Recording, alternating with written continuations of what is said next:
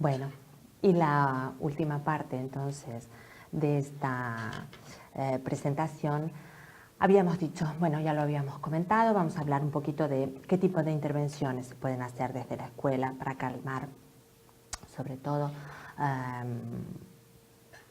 estamos pensando en situaciones de niños con familias en riesgo, con familias desestructuradas, niños que vienen como muy empobrecidos desde casa, con muchas necesidades, necesidad de atención, necesidades de cuidados básicos, necesidades de que haya un otro detrás que sea capaz de ofrecer cuidados. Y entonces es un niño que puede presentar alguno de estos síntomas de los que hemos hablado antes, pero fundamentalmente la agresividad, ¿sí? Es lo que más se ve. Entonces vamos a ver cómo vamos a trabajar en esto. Importante también pensar en ver a aquel niño que no es disruptivo, que no es agresivo, ¿sí? Pero que está aislado, el último de la clase, el que no tiene amigos. Esto es importantísimo porque es un niño que no molesta, al que normalmente podemos no hacerle caso, pero es un niño que puede estar muy mal y que puede estar como engendrando también un dolor muy grande, y cuanto menos caso le hagamos, más dolor, ¿sí? Y en algún momento esto puede explotar, ¿sí? Entonces, estos niños también tienen que preocuparnos mucho, aunque no sean disruptivos y no presenten ninguna... bueno, y no nos, digamos, no nos distraigan ni molesten en la clase, ni molesten a los compañeros, ¿sí? Pero tenemos que prestar mucha atención a estos niños en especial, ¿sí? Pues desde la escuela, fundamentalmente, ¿cómo podemos trabajar? Yo creo que la escuela tiene un lugar importantísimo a nivel de restauración del pacto social, que tiene que ver con que haya un adulto que se esté haciendo cargo de ese niño, que esté interesado en ese niño, que tenga puesto un deseo en que a ese niño le vaya bien, que a ese niño aprenda, que ese niño tenga un futuro, ¿sí? Y esto es muy importante. Si esto no está en casa o está debilitado desde casa, la escuela lo tiene que restaurar, ¿sí? Ahí tiene que haber un otro que esté encima del niño, no a nivel del control, a nivel del deseo, ¿sí? Me encanta cómo haces esto. Tienes muchísima capacidad para hacer esto. Vamos a ver si lo puedes sacar, si lo puedes desarrollar. Todas estas palabras que pueden animar al niño y hacerle reconocer que hay un otro que ve un potencial en él, esto es fundamental. Que tiene que hacer respetar unas legalidades en las que todos estamos inmersos también. El niño tiene que poder reconocer límites, pero tiene que entender que hay una legalidad en donde él es una parte importante de ese sistema.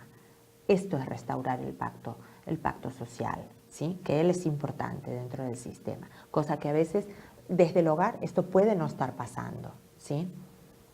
Cuando vemos familias que están muy perturbadas, muy tocadas económicamente, socialmente, marginadas, en situación de riesgo, bueno, a eso llamamos situación de riesgo precisamente, ¿sí? Cuando la familia no puede ofrecer esta seguridad y está en los márgenes, ¿sí? De riesgo de exclusión, estamos hablando.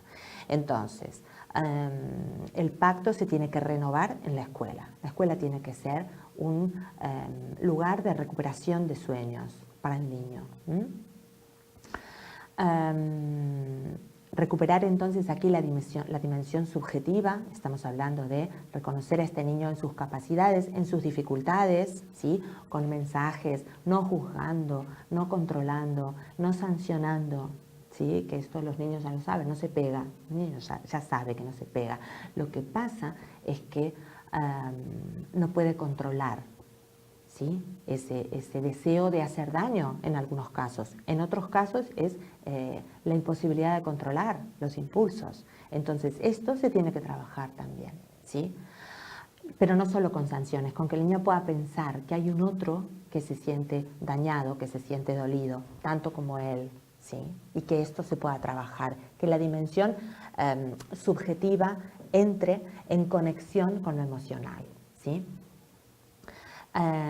Favorecer la producción simbólica. Esto es muy importante, que nosotros podamos hablar con los niños de lo que les pasa como adultos, ofreciendo interpretaciones, ofreciendo alternativas, haciendo preguntas, dejando preguntas sin contestar, ofreciendo respuestas, ofreciendo la escucha, ¿sí? Ofreciendo la escucha fundamental. Esto habla de profesionales que están implicados también subjetivamente, como adultos que tienen que hacerse cargo y responsable de los niños, ¿sí? Si uno ve que viene un niño golpeado, un niño sin comer, un niño con sueño, un niño lastimado, bueno, nosotros tenemos que intervenir, para eso estamos. Por lo tanto, la implicación es fundamental y la implicación subjetiva. Para intervenir, siempre tener en cuenta a la familia, incluirla cuando se puede incluir y, bueno, saber lo que hay cuando no podemos trabajar con esa familia, cuando sabemos que es una familia que está muy empobrecida a nivel simbólico, a nivel económico, a nivel social, a nivel de redes. Bueno, pues tenemos que saber con qué contamos y con qué no contamos. Para eso tenemos que conocer el contexto familiar en el que vive ese niño, conocer esa realidad, apelar a los aspectos sanos para poder trabajarlos, para poder desarrollarlos, para ver las potencialidades y observar qué lugar tiene el niño dentro del grupo. Esto es importante, dentro del grupo familiar, ¿sí? Si es el niño potente, el niño inteligente, el niño que nos va a defender, ver qué proyecciones también han puesto los adultos en este niño, ¿sí? Esto es muy importante, hacer como un diagnóstico familiar. En la escuela, fundamentalmente, darle tiempo a este tipo de niños. Estos niños necesitan que nosotros les ofrezcamos nuestra escucha, les ofrezcamos nuestro tiempo y iniciar un proceso de conocimiento, un proceso de investigación, de ver qué le pasa, cómo se siente, cómo se puede resolver, un proceso de elaboración, un proceso para ver, comprender y concluir, ¿sí? La idea de proceso es muy importante. No es una cosa, te has portado mal, te castigo porque esto no se puede hacer.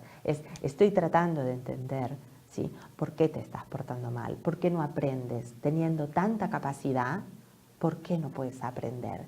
¿Qué está pasando con la regulación del pensamiento ahí? Que encuentro que estás bloqueado con toda esta potencialidad que tú tienes. Estos mensajes son muy diferentes a no has traído los deberes hechos, ¿sí? Por ejemplo.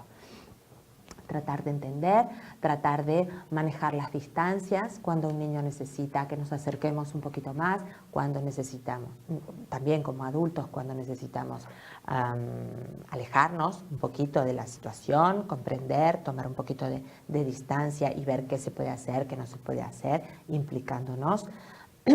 Y ver que son situaciones siempre muy complejas. No hay situaciones que se van a resolver rápidamente. A esto también alude la idea de dar tiempo a un proceso, a cosas que tal vez no tienen una solución ni fácil ni rápida, ¿sí? Esta es la idea de complejidad del proceso.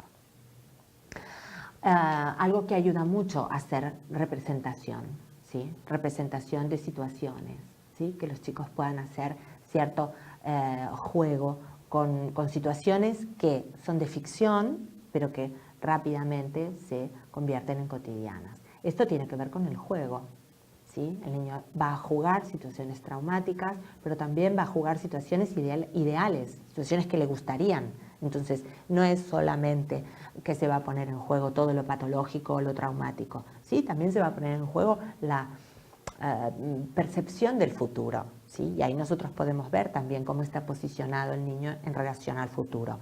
Entonces, vale, ahí conecto, el niño conecta con qué siento, cómo lo expreso, cómo puedo expresarlo, cómo se siente el otro cuando yo hago esto, ¿sí?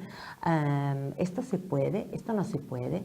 He hecho una historia, hago una representación, ¿cómo sería un final alternativo?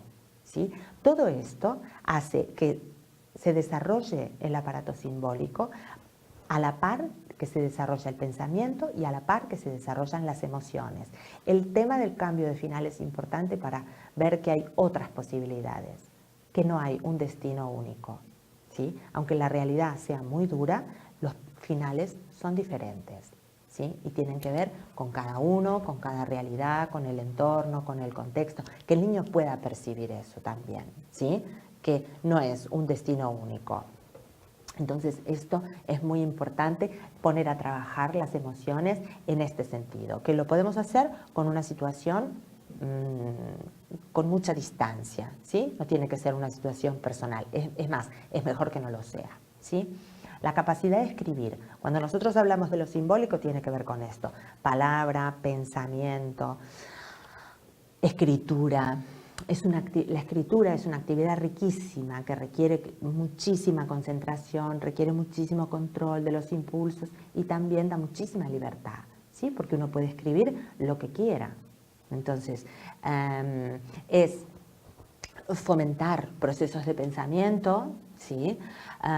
Una idea muy bonita es la construcción de un personaje también, que el niño pueda hacer una construcción de un personaje con todo lo complejo que tiene eso. Entonces ahí estamos activando la creatividad, se puede hacer un dibujo y luego escribir cómo es ese personaje, qué le pasa, con quién vive, qué cosas piensa, qué cosas le gustarían, qué cosas puede hacer, qué cosas no puede hacer, ¿sí? Esto requiere un esfuerzo narrativo, ¿sí? que ayuda muchísimo, es terapéutico en sí mismo y nos va a dar muchísimos elementos también como educadores para ver qué está pasando, ¿sí? En la cabeza de ese niño. Si nosotros recibimos una narración caótica, una narración de un niño deprimido o nada, ¿sí? Bueno, estas cosas nos van a ayudar mucho a pensar y ver que en el proceso de recuperación de ese niño, si es que lo hay, junto con otros profesionales que podemos intervenir, esto cambiará mucho, ¿sí? Bien. Entonces, la construcción de un contexto, sí, es importante del personaje, el despliegue de capacidades, de talentos, el niño que vaya descubriendo cuáles son las cosas que puede hacer, que no puede hacer, que se sorprenda de las producciones que hace, ¿sí? Ayudado, ofreciéndole diferentes alternativas, diferentes materiales, ¿sí? Si estamos hablando de dibujos, por ejemplo. Esto es muy chulo. Aceptación de diferentes posiciones, ¿sí? Cómo se siente el otro, trabajar la empatía, el reconocimiento del otro. Requiere todo un trabajo de identificación de las emociones y por otro lado también incluimos aquí el cambio de final y la perspectiva de género, que es una cuestión que nos interesa mucho también trabajar y desde muy pequeños podemos incluir ciertos matices para ir deconstruyendo, ¿sí?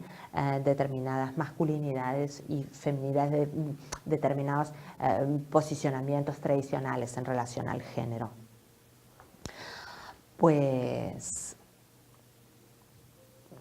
hasta aquí llegamos. Espero que les haya gustado y espero que haya sido esclarecedor. Gracias por su atención.